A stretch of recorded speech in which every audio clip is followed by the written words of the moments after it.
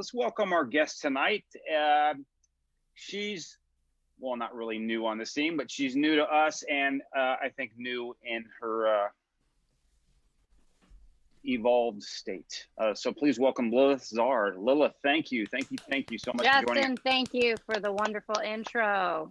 Yes, so happy absolutely. To be here. You are a phoenix rising from the ashes. I am a bird on fire. Yeah, listen, literally in the palm of a hand. So that's the craziest thing. It's like someone's look at watch. I can light myself on fire right now. Well, listen, right out of the box, I just got to get this out of the way because it's been sitting on me for a while. Okay. And excuse me if I say it incorrectly. Who says a woman can't think with her dick? From your song King. Now, when I first heard that, before I first heard that, the first thing I thought about was the old L7 song Fast and Frightening, when Donita Sparks said, she's got so much clit, she don't need no balls. Oh my God. Right. Such a so good I line. was like, wow, that's a modern take kind of on this kind of, I wouldn't say a feminist thing. It's more like a women empowerment thing without kind of going into that area right there. So how did that come to be? I mean, I know there's stories you've spoken about, but King, discuss it.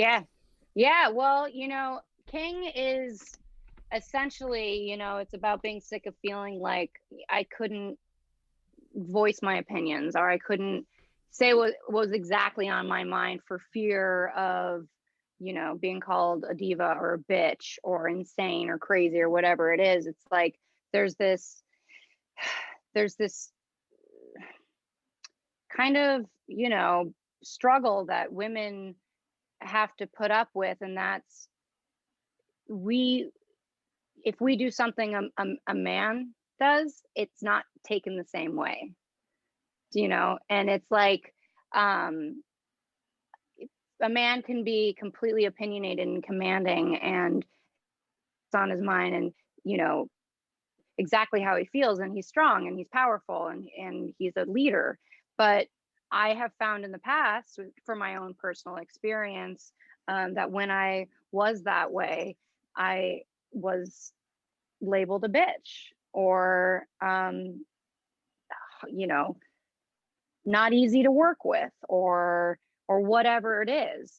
And I mean, so far as to like being like, oh, is it that time of the month and things like that? And you're just like, why? Because I have an opinion about something. Mm-hmm. So it's just like, that's, and it's, okay, you build up at least for me, again, you build up sort of just kind of like a unders to it, and you kind of shut it off and don't really pay attention to it. But it can certainly, fuck with your psyche a bit. And this song is kind of saying like, and it's not just for women. It's the root of the song is who are you to tell me who I am, what I can say, what I can and cannot do because of my body. It's like a look past the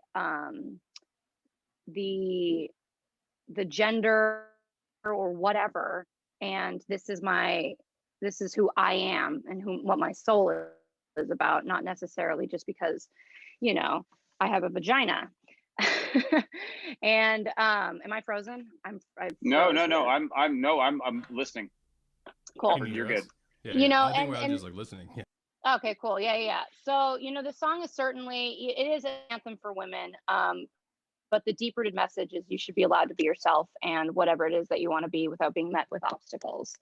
And, it's about taking your power or others will, and that's essentially what that line is it's like, who's to say a woman can't think with her dick is basically like, it means who's to say I can't do anything a man or anyone else can do. Like, who's to say I can't do what he can do or what she can do or what sure. It's, it's a much bigger concept other than just like, the surface level. It kind of goes back to the old adage that Ginger Rogers could do everything that Fred Astaire did, but do it in heels and backwards. And on her period, probably. Yeah. Absolutely. I don't know. The studios may have taken those away from her. Control is a weird thing. And fear, I think, and I was listening very wholeheartedly what you were saying, and I think the control and fear of losing control. Sorry, my dog Carl is like legitimately losing his mind back there. That's totally fine. This fear that doesn't, this like so, I don't know how to describe it, because I see it all the time in these spaces where it's like, what are you afraid of? I don't understand, like, why, not you, but a man in a room with other people, humans, whether they're a female or a man. I mean, if you're controlling the room and you have, I should say, if you have their attention, regardless of what sex you are, there should be no fear of losing their attention. You should be excited to pass that attention along to other people and lift them up, because everybody's got a different voice, and life is about perspective, and music more or less is supposed to be about perspective. And I think it's fucking rad, personally, that you can get into that room and take that attention and enlighten and elevate other women. Yeah. More importantly, because it's always bigger than ourselves, but educate other men. And I just wanted to say it was dope hearing you talk the way you just were talking about it, because it does need to be said. Thank you. I'm so happy you had such a great response to what I had to say about women and us also being able to think with our dicks. Yeah, well, it's an interesting part. Yeah, that it's very interesting, Phil, because the music world, especially, let's take the rock world specifically in your case, is really being, I wouldn't say dominated, but women have found this level playing field of sorts, whether it's you, whether it's Taylor Momsen, whether it's Lizzie, whether it's Maria. You guys are out there en masse. Amy Lee, I mean, you have this tour coming up we'll talk about that's full of that whole, like, we are here, hear us roar, and kind of thing, and we're here to stay. So I always find it interesting and a little off-putting for myself is like when you still hear these stories of this is still going on. My God, I thought we outlived this. I mean, the Runaways took it on the chin. You shouldn't be taking it on the chin in 2020, 2021. Oh yeah. No, it's of course it's still going on. I deal with it. The levers of power are always, Say that again. Sorry, you cut out. I was going to say the levers of power never really kind of change. Sometimes that mentality kind of sticks around, and it's going to take a long time, unfortunately, for it to kind of weed itself out. Yeah, but absolutely. But it's funny. I just finished reading Blondie's autobiography, and she obviously had to deal with that a lot coming up in her band. And she said something in the book that I think, God, it's so true. Like, she just like, misogyny and oppression and all of that is just something I had to just deal with, but I'm a strong woman, and I just didn't complain about it, and I just fucking got on. And I just like that to be like, that it's great, like, to be able to take my experiences and put them into music, and definitely use what I've gone through to lift up and inspire other women. But it's like women are so impenetrable. Like, we're like, they're so fucking strong, and you gotta just keep fucking going on. You gotta, if you see something that's wrong, you go, hey, that's fucked up, don't say that or whatever. But you just keep going. It just makes you. Well, women have always tended to be more pragmatic than men, so that obviously right there is one of their strengths. So so speaking of, I guess it's an anthem of sorts, but the newest single, Anarchy, kind of falls in it more of an anthem thing now. I read that you mentioned that you were kind of inspired by Queen and how they were able to get audiences going with some of their more anthemic songs, and this may be one of those ones that falls into that category for you. Anarchy, when we were well, it was, after we wrote it was when we kind of dived into like what we wanted it to feel like, and like, the beat and the cadence, the guitar and all of that. But the song itself, it was written kind of magically because I was in Nashville with Scott, and we were in with Zach Malloy and Blair Daly, who have, been collaborators on this record. And we had about like, I don't know, like an hour and a half, maybe 2 hours until the session was over. We were going to go get dinner or whatever. And we're like, let's just start an idea. Let's just start an idea really quickly. You guys can take it back to LA and finish it, just so you just have something. And we're like, okay. So I was going through, I do a lot of like write at night. Like I'll just like write anything that comes to my mind in my notes. I have this whole like lyrics notes. Anyway, so I started going through it, and I came across You and Me, We Are Like Anarchy. And I was like, let's start with this. An hour and 50 minutes later, the song was completely written, which is like kind of rare for me. Usually we spend a couple days, sometimes weeks on a song, perfecting it. But this song, it was like it had fallen from the ether and was like waiting to be, it was like it had already been written. It just needed to be put on paper. And, it's certainly an anthem for those who feel like they have been told you can't succeed, your dreams are not going to come true, have been told they don't fit in, that it is you screaming at the top of your lungs to the world who you are, and that you're not going to apologize for it.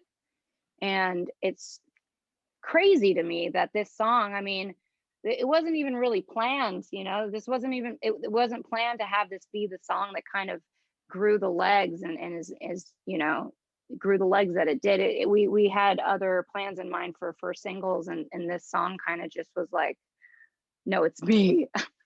Yeah. You will pay attention to me. And so I just find it kind of poetic and really cool that, this song is like the story of my life. So I think it's super important for bands, whether they realize it or not, when they're writing this song, a song like this is like, hey, we got to have that live song that's going to really unite everyone together. Because quite honestly, that's what half people are waiting for. They're waiting for their sing their lungs out to that chorus of that song that you wrote. Yeah. And you go, yeah, this is our live song. And I'm sure that's probably one of those epiphany moments in the studio. Yeah, to bring it back to what you were saying about Queen, when Scott and I were laying the song down and, kind of coming up with like what the heartbeat of the song was going to be, I was like, we need that fucking song the entire crowd sings. We need that. Yeah. We need that. And so that's kind of why you get, the beginning of the and like that, like it's like marching almost. Like that's what we wanted it to feel like. We wanted it to feel like your heartbeat was like marching to the song. And that's why you have that beat.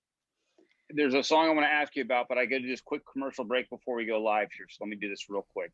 And I know Chad has plenty to talk to you about here, so that'd be great for the fans to hear.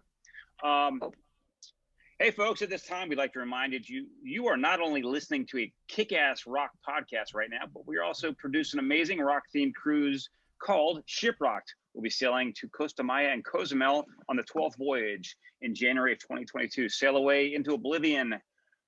That's metal oblivion, by the way. With Lamb of God, I Prevail, From Ashes to New, Steel Panther, and our guest tonight, Lilith Czar. So make sure and check out shiprocked.com because cabins are still available and on sale. And with that said, welcome everyone from Facebook Live. Thank you for joining us tonight with our guest, Lilith Czar. Before we continue our conversation here, remember guys, if you have a question for her, please put it in the comments and we'll pick one out from you guys. And that's about it. So welcome. Thank you for joining us, and we'll continue on. One song I wanted to talk about before I hand you over to Chad is the song Lola. Now, when I listen to the song, I'm thinking, man, you know what? If this was written in 1982, Journey could have taken this thing and run with it. Because you have that kind of they still can. Absolutely. But I don't want to take away from you. One of those songs that first my mind went there because when the guitar part came in and those guitar melodies and what you were singing about the subject of, I got to get out of this town. Yeah. And it was just like, man, it's not Springsteen-ish, but it's more of a Journey song because it felt like it tugged at that kind of like that high school part of my heart that still kind of lives. Yeah, So, absolutely. and Well, it just thank showed you. me, you have such a mixed collection of songs on this album. It's not just synth pop or, dark wave or whatever. It's got these rock elements that are basically could work on any kind of, I dare I say heritage rock station, but I guarantee you they wouldn't turn away from it. Well, I take that as a compliment because, classic rock is what I grew up listening to. I think that the album, it definitely reflects my love for variety of rock music, whether that's, 90s grunge or classic rock or, even some Motown and current, modern rock. I think that the reason why the record may take you on such a dynamic journey is because we really took the time to write it. We didn't write and record this record in 2 months. We wrote and recorded this record over 2.5, almost 3 years. And so, you go through just in that amount and plus going through COVID, you go, life, you go through so many different experiences and so many different emotions. And that's translated on the record because that is what I was experiencing over the last couple of years of making this album. And I think that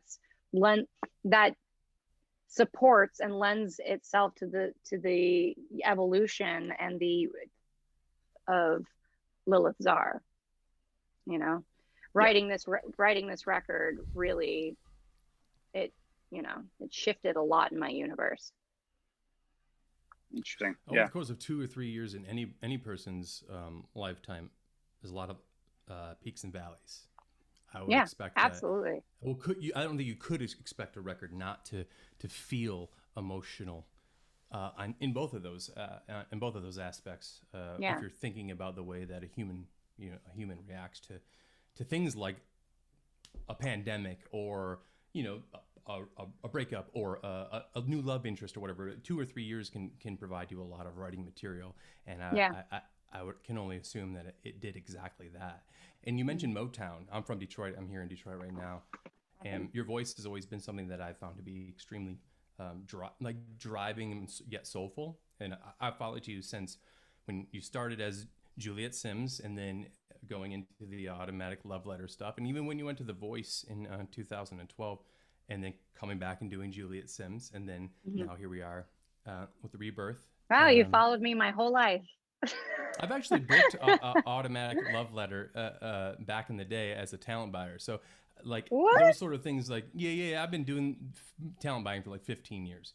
But with that being said, as I wanted to ask you something, because I think it's so interesting when somebody can do that. Like, I had a band called Wilson. We talked about it earlier, and I think that we were trying to do the same version of this, but without, unfortunately, changing our name, right? Because the idea of it feels so much more soothing, and every win underneath that other moniker, or whatever it is, feels great, and every loss doesn't feel as deprecating.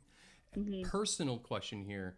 Okay. How does it feel when you're seeing a success right now currently with Lilith Czar and thinking about your name being Juliet Sims and having to push this down a little bit so this other part of you can succeed or exist, I should say, as an artist? Does it feel weird? Oh, absolutely. I would be a liar if I didn't admit that it's been like,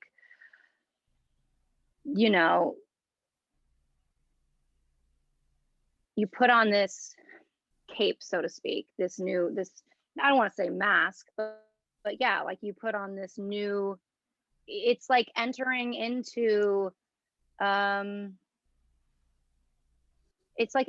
the world for the first time. You are like, you want to make sure that it's different enough and that you're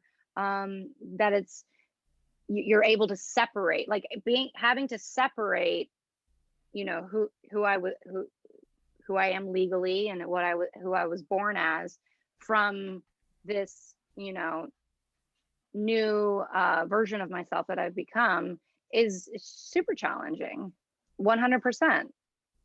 You know, you absolutely second guess things, and I obsess over small little tiny little details because I want it to be so Lilith and so artistic, and exactly I want in every music video, I want everything I wear and everything that's on the table to mean something and have symbolism and poetry, and it's like it's all very, I'm trying to do things in a new way, in a different way, and in a better way, and like not like I did in the past. And so it's like it's certainly like learning to, I don't know, like drive and walk again. Yeah, exactly. Foo Fighters, learning to walk again.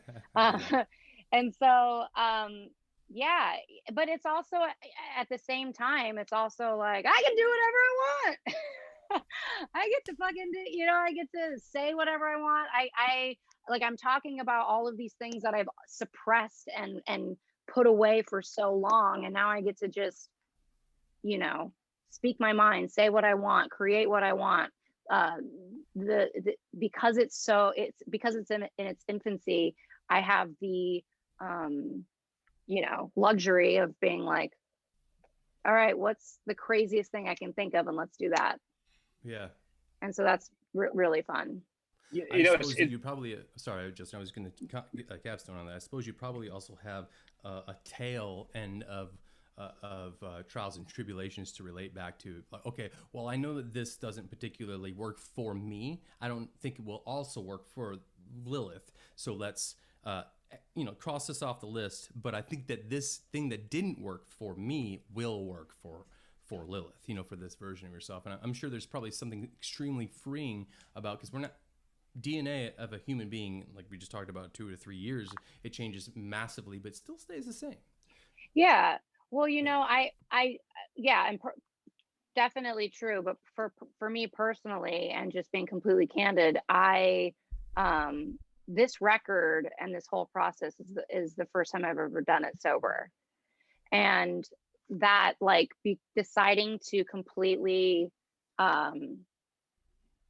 get clean and all of that, and rid myself of, you know, that fucking problem it definitely was a huge shift for me. It was, whoa, feeling feelings, confronting problems, handling things, like experiencing everything for the first time with like really, really clear eyes, and everything felt very new.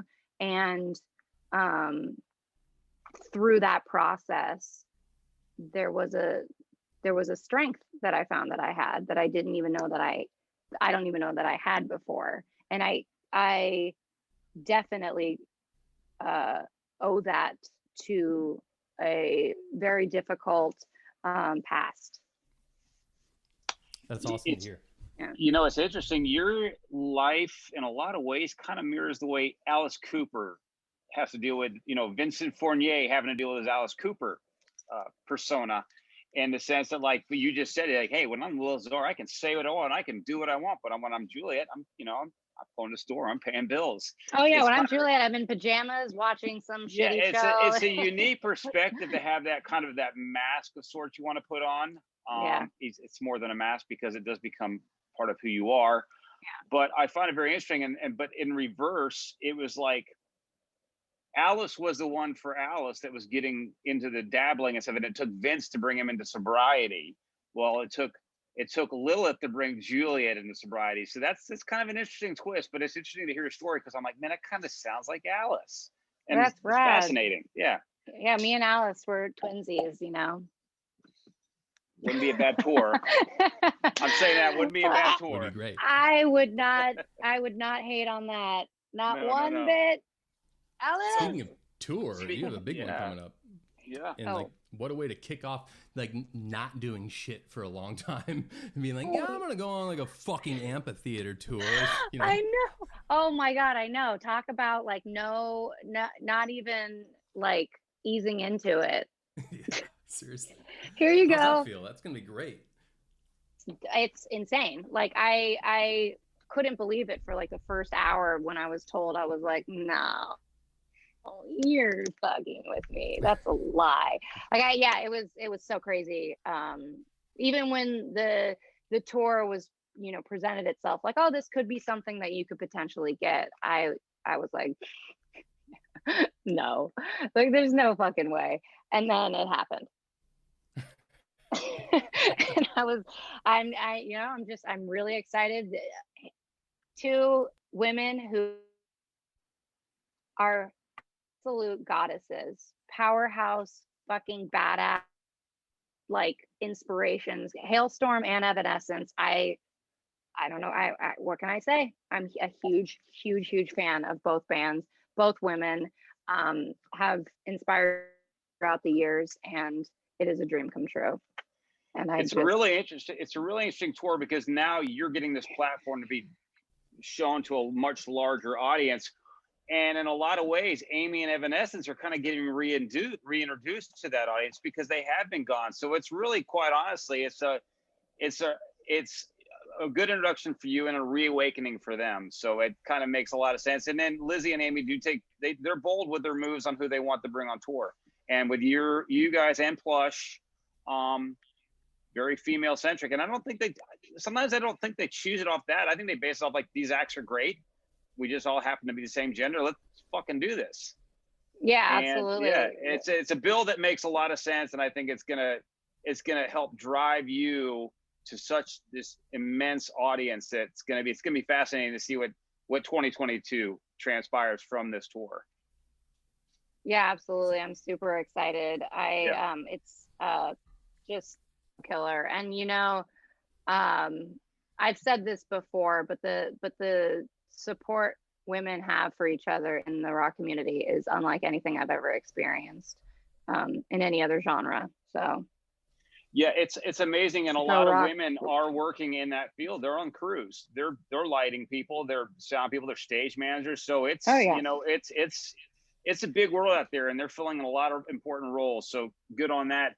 So speaking of, I have two questions related to you being on the road from, if you don't mind, from our viewers. Okay. Randy wants to know, what personal items do you take on tour that are necessary for you? That's a good question, Randy. You cut out that aren't what?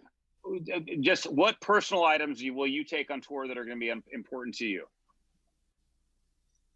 Oh, okay. And it's like, it's not the obvious stuff. It's not like clothes and makeup and hey, I've got to take my JBL Bluetooth speaker, whatever you want it to be. All right. Well, my pillow. I take my pillow with me because I have a very bougie neck, apparently. And bougie. So that comes with me. And what else is really? Oh shit. Okay, I have to figure this out. Maybe somebody can help me with this. I am technologically not very inclined. It's amazing that I was able to log on to Zoom today and be here with you guys, because I am not. Do not hand me things that are electronic. Anyways, I have this old, I don't even know what it's called. What was the small, tiny, square iPod from way back in the day? And it had like the clip on it, like a shuffle. The shuffle. The shuffle. That's right. That's right. Yeah. Okay, so I have on this shuffle. I have a few singing lessons that I did back in the day with this incredible singing coach named Ron Anderson. He's like $1 bazillion to get in with. So these recorded sessions are very, very valuable to me. So I transferred way back in the day, CD to like computer to iPod shuffle. I can't figure out how to get those lessons off of the iPod shuffle and onto like a newer device.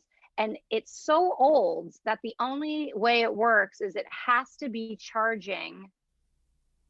It has to be plugged in and charging at the same time that you're listening, but you can't. It's really complicated, and it's a big pain in the ass. but it fucking comes with me everywhere. I think Apple made it proprietary that basically that's such old technology they were going to destroy it, and we shan't talk about it again.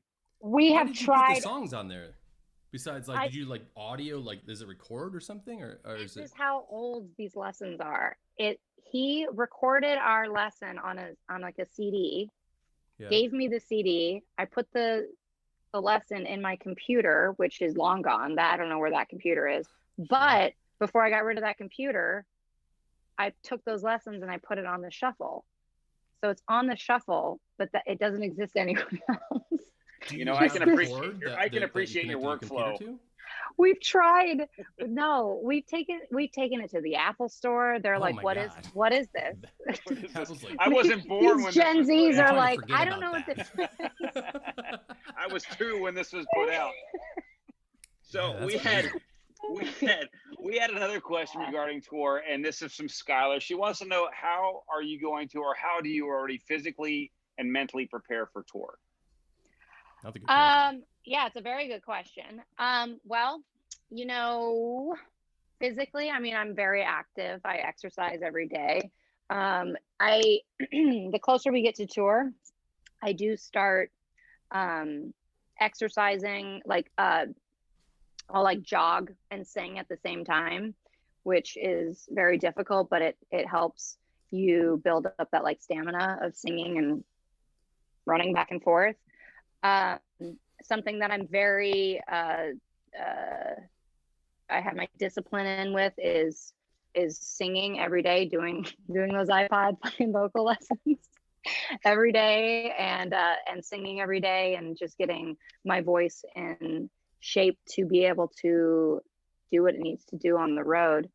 But besides that, you know, just a lot of crying, you know, a lot of hiding in the corner, being afraid. You can cry on tour. You don't need to prepare for crying on tour. You can cry every night. I like to cry really, really pretty, so it takes practice to not look like a hideous monster while I'm crying on like stage. some Claire Danes stuff from Titanic. You're just like the best, almost over the top, beautiful tears of all time. I get it. Oh man, what a good movie! Great film, great cry too. Great cry. No, very good. Hey, can we ask one more question? Because tonight the questions are really good. Yeah. Not that they're always not great, but tonight they're exceptional. Thomas wants to know, what was the inspiration behind the name change? Lots of a variety of reasons I changed my name. One that sticks out is that I felt I had become somebody else. I felt like I had shed my skin of the artist Juliet Sims. I felt that there was so much about that artist I no longer was. And being somebody that's very, that puts a lot of their real personal experiences into their lyrics and into their music, I wanted to be able to convey that as an artist as well. That part of, you know, the shift that happened in me as a person. And another reason was I don't know, COVID 2020. I was just like, I need to do something crazy. You know, I just had one of those moments that I was like, I looked at my past, I looked at who I was as an artist. I was like, this is not it. This ain't it. You know, my heroes are David Bowie and, you know, Elton John and Stevie Nicks and Ethereal and all. Like, I just got to a point last year where I was just like, I need to do exactly what I want to do and exactly what I've been wanting to do my entire career, or what the fuck is the point? You know, and that's when we made the decision. Yeah. That's strong, and that's awesome, and that's probably the most badass thing that I think that any artist can do, is to honor the way that they're feeling in a way that gives no fucks about how it affects any of the past, because the current is more important anyways. So exactly. Thank you. Yeah. One thing, Lilith, you brought him up, and I was going to bring him up because I was going to use it as my and/or question, but I'm going to go ahead and do it anyway. I was going to ask you earlier up this bullet. I was going to ask you Bowie or Mercury, but you kind of answered that one for me. Oh no, you can't. Well, let me go. I'm gonna no. Let me go. Let me go one level deeper. Okay. David as Ziggy or David as Diamond Dog?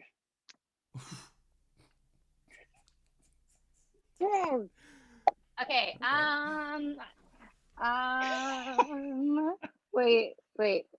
It's hard because he was always evolving, and that's kind of like I feel like you're doing. You're gonna have your Diamond Dog days in your years coming up. I hope so. I feel like pray. this is walk the plank. This is walking it without walking it, Chad. This is well, she's obviously in hell. This is diving off of it. Yeah. This is a horrible I'm trapped under the boat, Justin. I don't know if we can be friends anymore. Okay, fine, Ziggy. Really? Ziggy. All right. Very good. I agree. I'm on the same page. I'm gonna take Ziggy, but ask me again in like 3 years. Who knows? When you finish the book. Yeah, I get it. Yeah, because at that point you might be at a point where like, well, you know what? I really like this Let's Dance era. No. Also, perspective, like that's such a exactly about being a badass and making the decisions you want to make when you want to make them at the time. Because it felt Oh yeah, absolutely. 3 years from now, you're a different person. Skin is literally gone off of us, and it rebirthed as new skin. I don't think you can have the same opinions truthfully all the way through it 3 years later. So wouldn't that be crazy if every 3 years you like you like actually shed your shell and then you were a completely different person just every 3 years? You know what's going to happen though is you're going to go, man, I really like the way my teeth were in that last phase. Can I that last suit? Now? Yeah, what do I got now or whatever? Yeah, look at my hair. This is just going to be the worst 3 years of my fucking life. Oh my Where's God. my next shedding? Yeah, you get married and then like 3 years later you're like, oh. Or you can shed them too. No, I'm good. Bye. No, you're not saying bye. It's just a natural. Actually. It's a natural thing. It's like it's like sugar dissolves in water. You just kind of it happens. You just disappear from. Where are we going with? Yes. Oh, someone says metamorphosis. Chad, what kind of question do you have that's going to torture her? Actually, I don't know if it's going to torture her as much as you've been torturing her. Let me pull it up real quick because my little thing just went away. Okay, cool. So it's not really a question per se that I think will torture anybody, but it's more or less like an interesting. I'm interested in the answer. What was it that you did when you were younger to get in trouble? Like the consistent thing, like when you got in trouble. What was it that you did the most? Yeah, that activity. Oh man, there's so many things that I did that were bad. Okay, well, smoking.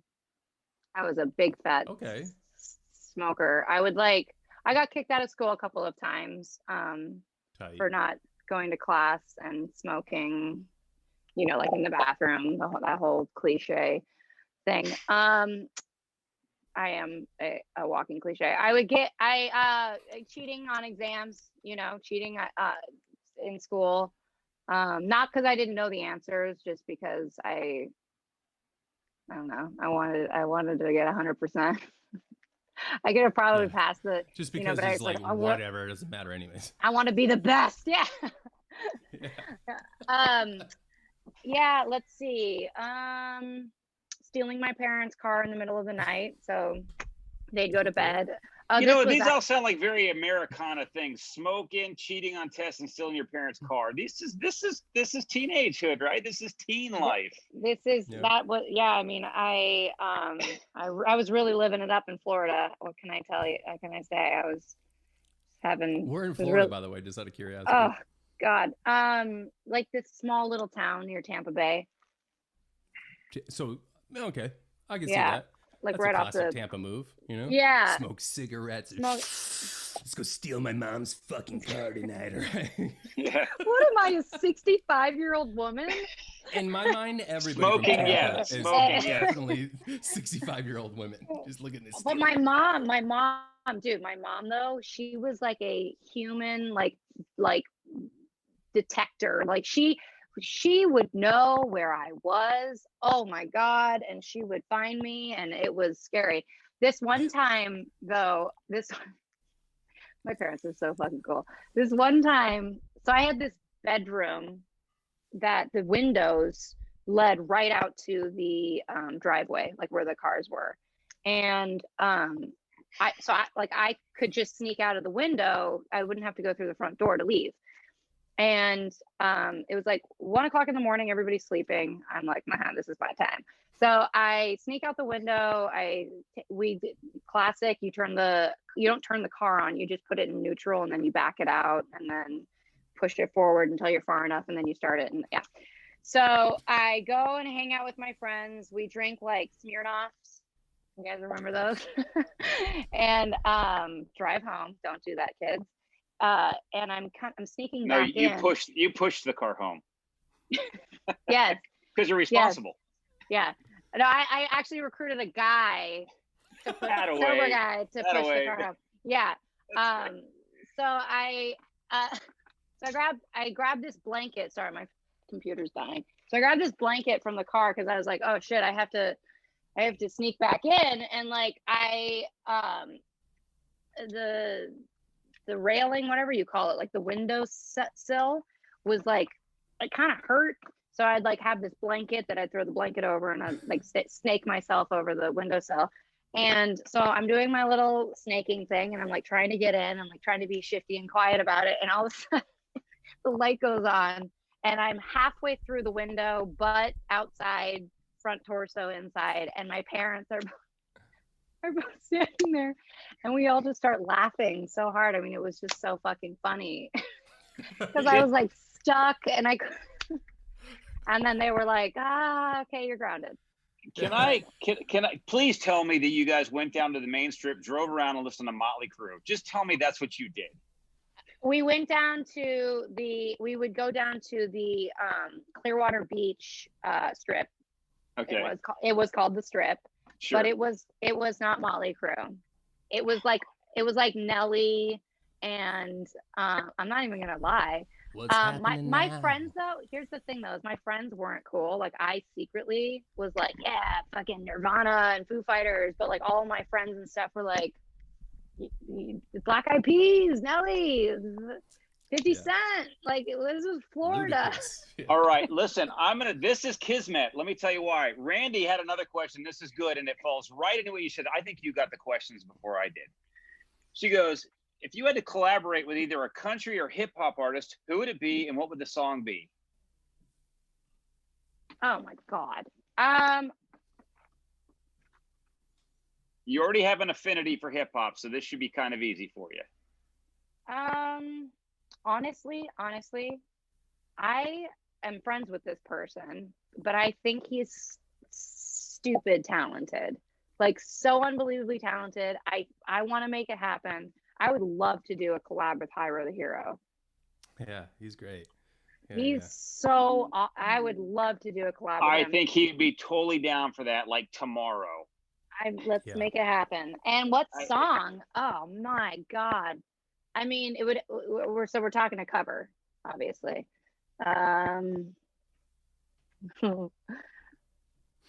Maybe like, I don't know, like a Black Sabbath song, like War Pigs. Just like, Chad, can you throw a beat over that riff? I think Chad can throw a beat over that riff. Yeah, I think my mind immediately went to that Mary J. Blige, Method Man. Oh God, now wait. Hang on, let me look it up. Back then too, and it was like, I mean, I know Hyro will say yes. Yeah. As a dude who actually like did this, like, and said, hey, can you come to my apartment right now and record a song? He's like, I'll be there in a minute, man. I know. Yeah, Hyro, he's the best. I shared a bus with him on tour Disrupt, and he's like, I love him so much. Yeah, they were telling me that was a great time. That tour. They love you, by the way. I know that. So you're good. You're good. That's awesome. Yeah, it started off a little shaky, where I had to fucking mom their asses. They'll tell you. Oh my God! But then it was fine. It was like the first the first couple of days, I was like, oh, these guys are fucking crazy. They're like wild. And like, this is my first sober tour. And I was like, you're not gonna fuck this with me. Yeah. Like, I was like, holy shit. Like they were wild, like wild, and which is great. Do your thing. But yeah, I had to mom them a bit in the beginning, and then we all became best friends and fell in love with each other. It was great. All right, so Hyro doing some Sabbath. Sure. What's that? Hey, what's that? You could do a kind of a mix where you do Sabbath right into what's that? Scrubs. I don't want no scrubs. That'd be a good one. Yeah, there you go. TLC. There we go. Yeah. Right? Yeah, there you go. In my head. We're doing I don't know why I thought it. I have no clue why I thought of that. Anyway, it's a good song. We've had you for like an hour, 60 minutes of your time. Chatty, do you have anything else to say to Mrs. R? I do, but I think that we should do a volume 2. Maybe on the ship we could set. Oh yeah, we're definitely having her on our Making Waves version on the ship. And guys, we will be doing Making Waves on the ship. So hell yeah, yeah, that'd be fun, and we can talk about the tour and all the good stuff you did over Christmas. Awesome! I'm so excited. So guys, thank you, Chad. Nothing else right now, my friend. What? I said that wetted my whistle, you know. So oh, now that I know good. Oh, hey, speaking of, before we let you go, have you been on a cruise? Have you been on a cruise ship before? Okay. Oh my God. All right. We can we're like cool to say whatever we want, right? Say what. I'm surprised you haven't cursed more. I was hoping for some cursing or something. Okay. Well. Okay. Listen. Say whatever you want. Okay. Don't look at guys. We have a rule. You want to know what the rules are? There's 2 rules. Don't go in the forest. Don't go in the ocean. What's wrong with the forest? That's where all the creatures are. That's where all the hobbits and goblins live. What's wrong with that? Because it's not our land. It's not. Look at that's here. Here's the thing. Here's the thing about going on this. I'm doing this because I love rock music, and I love playing rock music, and I want to be with the rock music lovers. But someone's gonna have to hold my hand a lot. You hate the water? You guys are like, great. This is a really great sales pitch. Yeah. Well, no, it's amazing because you're really not. You're on the water, but you're not really on the water. No. You're a big piece of floating steel. Yeah, Moses or anything, you know. That's right. Oh man, I've been on a cruise before. Threw up a lot. Great, sexy. That's really your merch is gonna rock. Yeah. It's going to have a lot of me all over I'm it. Gonna puke on the back across the shoulders. I might throw up on you. Yeah, exactly. Don't get too close to the stage. No, you're going to be fine. You're going to be fine. It's going to be wonderful. You're going to be so concerned with how your performance is going that you're not even going to give the thought that you're in the middle of the ocean. I'm just going to say that you're not even going to give thought that you're in the middle of the ocean. No, for real though, I'm actually really excited. It's in the middle of the ocean. No, it's going to be really, really fun. I'm very much looking forward to it. Absolutely. Well, listen, we're stoked to have you. It's such an amazing. We're like anyone. Our cruise is evolving the way we bring our acts on and who we bring on, and we want to introduce people to these incredible acts. And you're obviously one of them. So thank you for coming aboard and thank you for your time tonight. We really do appreciate it. Super honored, you guys. Yeah. Thank you. So guys, check it out. Lilith's album, Created from Filth and Dust, is out. You can get that wherever you buy things at brick and mortar shops. You can go to streaming platforms, but go buy is it on vinyl? It is on vinyl, CD and vinyl. You can get that. Just go to lilithczar.com and everything is there. All the streaming platforms, physical merch, social medias, everything is there. So check that out. Always buy the vinyl. The vinyl's the coolest. Dude, cool. This is my first vinyl. So when mine arrived in the mail, I was just, it's so beautiful. I really put a lot of thought into, how it looks and how it looks when it's spinning and the artwork and all of that. And so, yeah. Yeah, that's really great. Yeah. You should get well, it. And remember, guys, starting November through December, so November through the holidays, Lilith will be out with Evanescence, Hailstorm, and Plush. So get your tickets now; they're on sale. And then wait, you'll know exactly what to expect when she sails with us in January 22nd, January of 2022, where she will be on the ocean. And maybe on the ocean. No, it's gonna be. Anyway, guys. Hey, listen. Thank you guys for your questions tonight. Those are really good. We'll hook up with you guys afterwards to let you know what we're gonna do for you. Those who pose the questions. Thank you again. I'm Justin. This is my host, co-host Chad, and Chad is also obviously the host of ShipRocked 2022. And this is Lilith Czar, and she's been so gracious with her time. So thank you again.